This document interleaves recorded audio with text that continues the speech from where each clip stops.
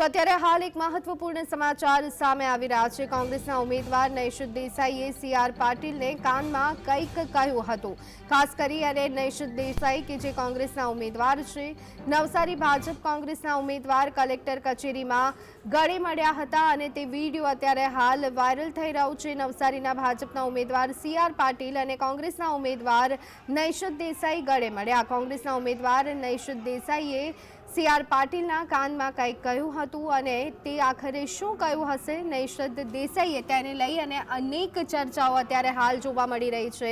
CR Patil હળવા મૂડમાં જોવા મળી રહ્યા છે, તેમના ચહેરા પર હલકી સ્માઇલ જોવા મળી રહી છે। તેઓ નૈશિત દેસાઈ સાથે વાત કરી રહ્યા છે। બંને જે નેતાઓ છે તે એકબીજાના ગળે મળ્યા હતા અને ત્યારે નૈશિત દેસાઈએ કાનમાં કંઈક કહ્યું હતું।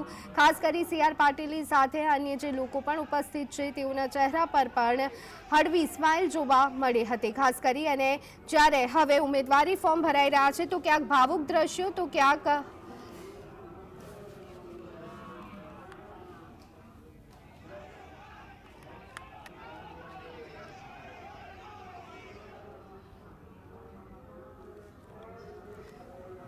તો આ દ્રશ્યો આપ જોઈ રહ્યા છો કે જ્યારે સીઆર પાટીલ અને નૈશિત દેસાઈ કલેક્ટર કચેરી પહોંચ્યા હતા અને ત્યારે બંને સાથે થઈ ગયા હતા। ત્યારે બંનેના ચહેરા પર હલકી સ્માઇલ જોવા મળી રહી છે। બંને જણા વાતચીત કરી રહ્યા છે। નૈશિત દેસાઈએ સીઆર પાટીલના કાનમાં કંઈક કહ્યું હતું અને ત્યાં ઉપસ્થિત કહી શકાય કે જે મંત્રીઓ છે, કાર્યકર્તાઓ છે, તેમના મોઢા પર પણ સ્મિત રેલાઈ ગયું હતું।